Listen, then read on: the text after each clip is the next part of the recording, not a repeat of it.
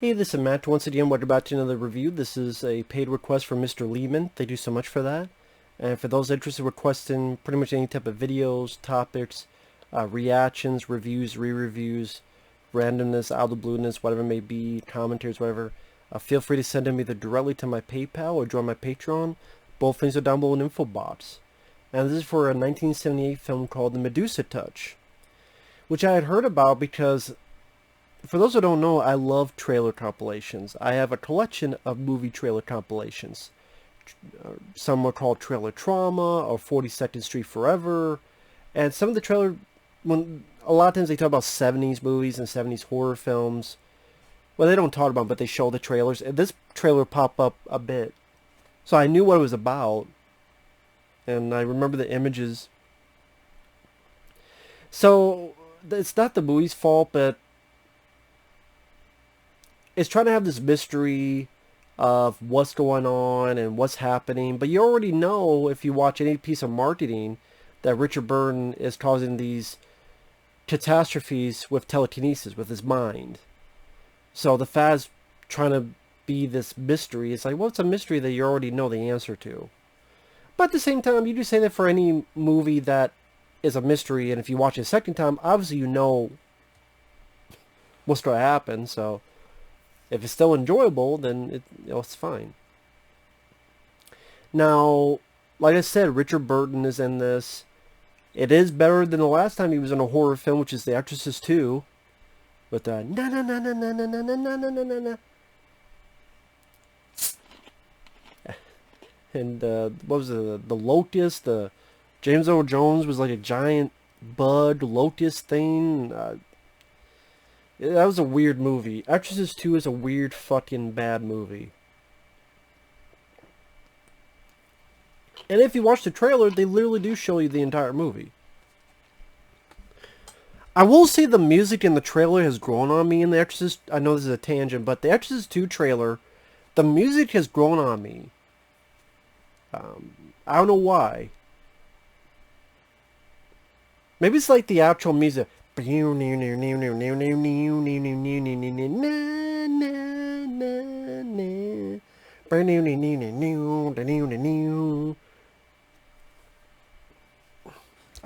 help it. The movie sucks, but that music growing on me a little bit. But just that piece. Sorry, I'm going off tangent.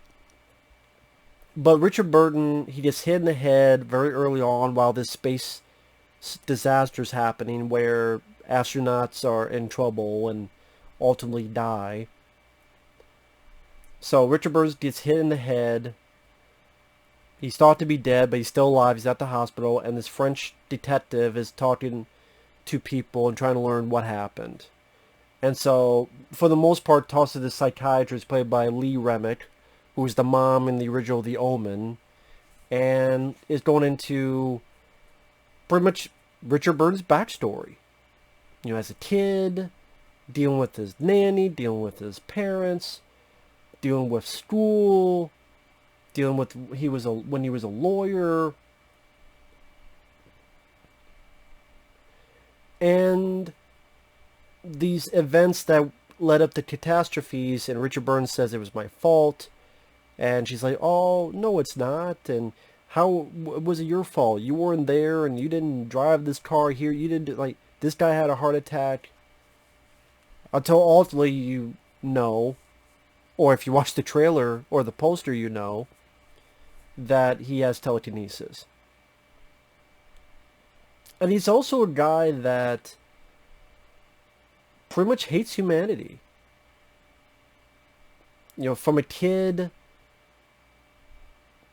the nanny giving these fire and brimstone Bible stories while he has the measles and treating him like shit, to his parents where the mom is being a bitch. And although the dad didn't really do anything wrong, so the dad didn't deserve to die. That's why I'm like, although their death scene was kind of laughable to me. Maybe I'll get to that in a bit. But what I mean by he hates humanity, like when he's a lawyer, and he's talking about how it's pretty much saying it's bullshit that you can send people into battle to die for their country, but you don't punish a man for saying a few words. I mean, well, he's got a point there.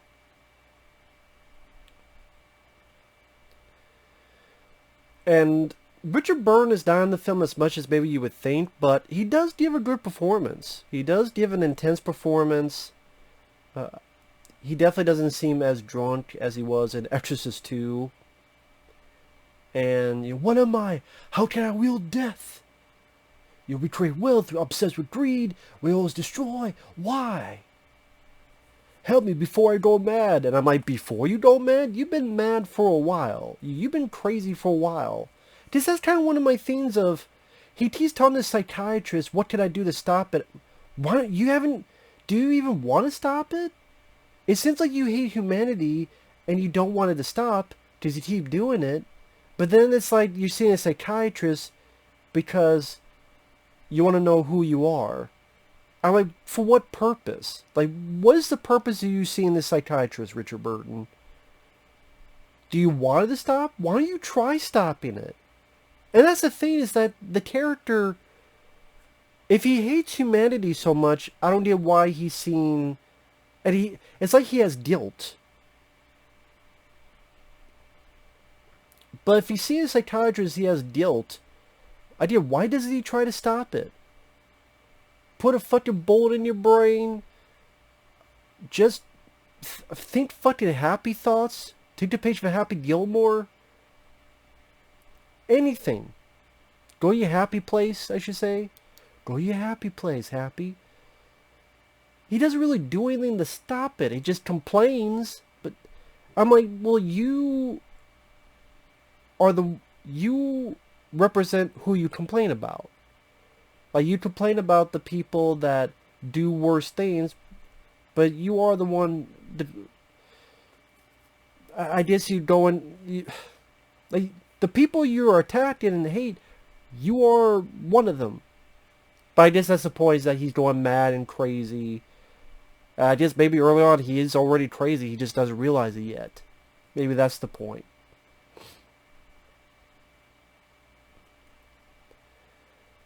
I mean, if it was a character that did try to stop it,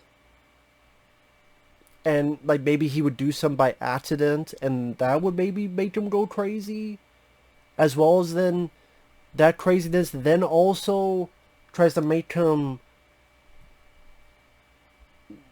whether he did it on accident or he thought a bad thought and it came true, it's like, I thought it but I didn't mean for it to happen, but then that craziness goes into, oh, you know what, maybe they did deserve it. Like trying to overcome this guilt with a purpose, and then going, which he does later on, saying, like, those 3 astronauts, those 3 human beings, people are so concerned for them, but yeah, we could have fed millions with that tech and expertise. I'm going to do God's dirty work for him. Like, that type of madness, and like, you're trying to do the work,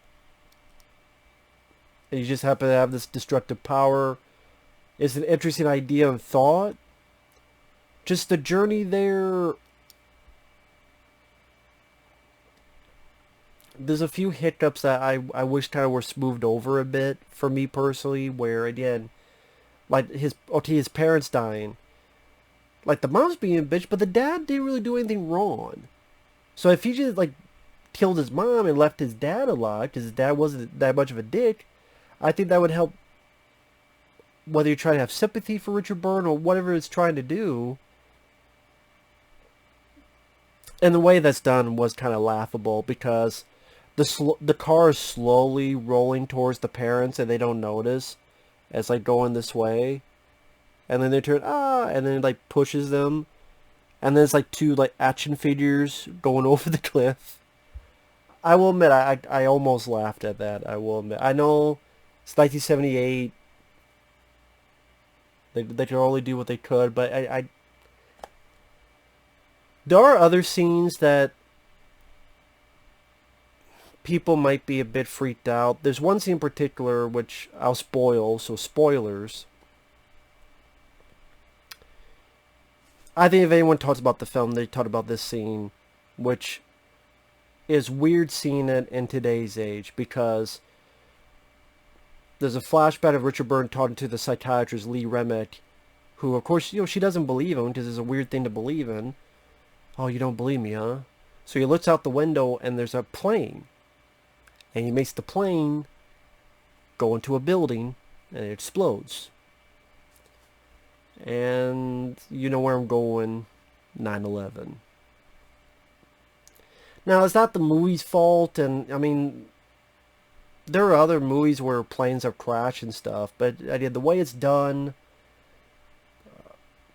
and some people make fun of the model work. I thought for the time, this does not have the budget of Star Wars. For 1978, I thought the model work worked fine for what it needed to do. And I do think Richard Burton's acting does sell the scene. But again, it's like, okay, part of me goes, why do you want the psychiatrist to believe you? What is the purpose? Like, what is the purpose of doing this? To answer, why is it only destructive? Because you're choosing to take a fucking plane and hit a fucking building. That's how. Like, how is it that hard to figure out? Like, it's like someone stop me, you put a bullet in your brain. If it's like he wants to be a character that wants this to stop, but he doesn't want this to stop, and he craves destruction.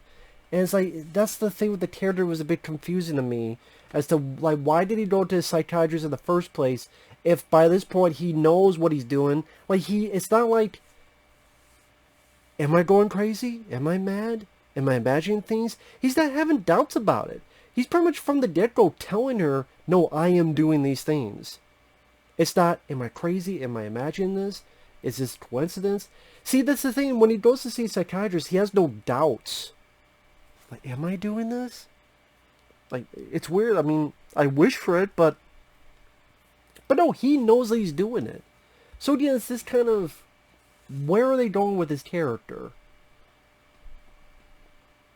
If it's, oh, I had a shitty childhood, and then humanity sucks, I want to watch the world burn with this hypocritical ass, then they should have gone much more straightforward, and instead of a psychiatrist, could have been, I don't know, just dealing with the cop or dealing with someone else. Whether it's because I dare you to stop me or I don't know. That's the thing with the plot that kind of got funky with me. I'm sure people are like, oh, yeah. I don't think it's a bad film. There are films about telekinesis. It's interesting to see something done on a bigger scale because you get these bigger disasters, like the plane. Because a lot of times with telekinetic, it's like Carrie. It's boom, takes place in the school system. It's not a world catastrophe. Here, it has that potential. Like later on, there's this church that's pretty much bringing down the rubble and people being hit and crushed. I'm the man with the power to create catastrophe.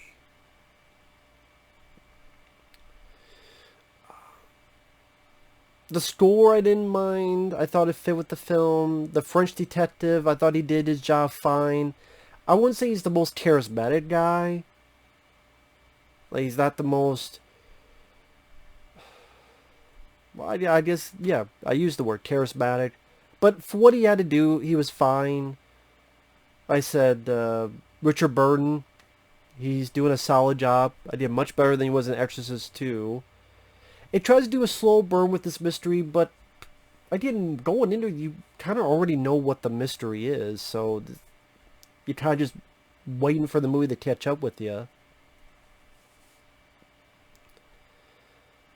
But the story, when it was working, was somewhat interesting. And when it got to the third act, more spoilers, there's some things like Lee Remick, she tried to finish Burton off in the hospital, but she doesn't. Then she goes back and kills herself. I don't really get that at all as to why she does that. because maybe it's due to my own personal ideals and beliefs, but if you know this guy's doing this, you cut the cords and you don't feel sorry about it. I'm like, why does she feel so much guilt that she kills herself? This is a guy that literally made a plane of 300 innocent people hit a building in front of your face. And he did it willingly, not by accident, willingly, to prove a point. And he's still doing it.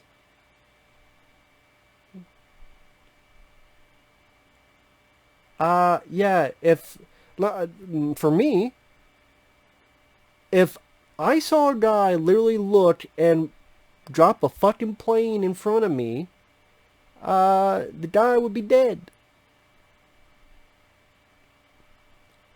Same with at the end of the film where the detective, now that it's too late because his church is fucking falling on people, he cuts the tubes, but it doesn't work because the mine still keeps going.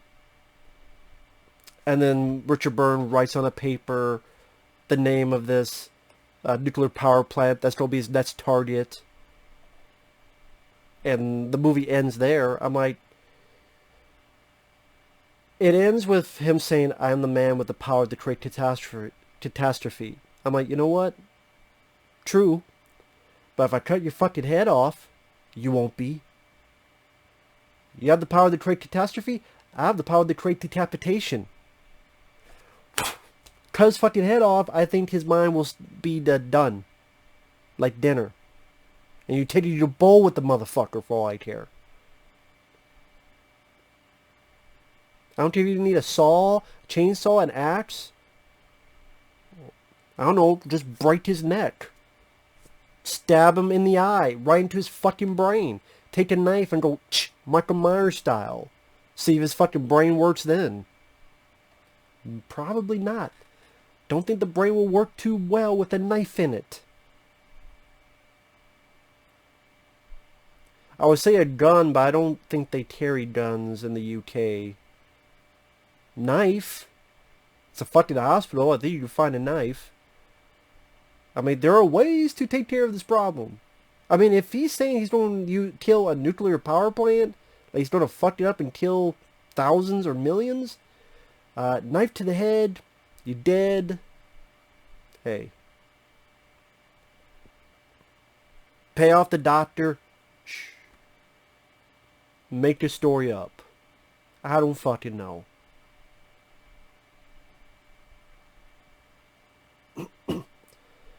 Someone from the funny farm came in and did a Michael Myers on his ass. You make whatever up. So I did, like the ending, I'm like, just kill the motherfucker. You know, the doctor seems like he kind of knows. You can do something. There's an easy answer to this problem. So yeah, I didn't love the film. It has like a pretty high rating on IMDb. You know, I didn't grow up the film. This is the first time. It was on YouTube for free. It was a somewhat interesting enough story with some decent performances. The disasters at work, for the most part, worked for the time. Although again, the parents, that scene was kind of laughable. But like the plane sequence and the church at the end.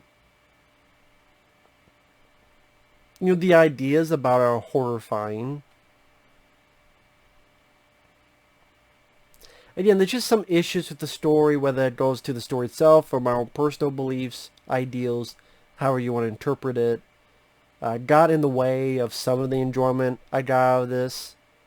But, I mean, it was okay.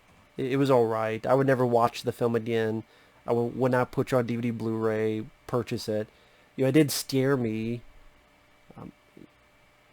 You can't, I mean, I was going to say you kind of know where it's going, but that's not really fair because the marketing gave it away. That's not the movie's fault. And Richard Burton has some good lines. If it's a coincidence to me, I'll drive my fist through your face. Or I'm going to bring the whole edifice down upon you. Like, the movie could do with more Richard Burton, honestly. The movie could have done with more from him. Because I definitely think he was the best part of the movie. So, it was worth the watch just to view his performance. Again, there's other telekinetic movies I like more. Terry. The original Terry, for example. But, again, it's not bad. I've seen much, much worse. But yeah, if you see the trailer, you see any clips and it interests you, go for it. Otherwise, I don't blame you. And yeah, I know a lot of people love the film. I don't hate the film. It's not a rant. It's just, it was there. So with that said, thanks for watching. We'll see you guys later. Bye-bye.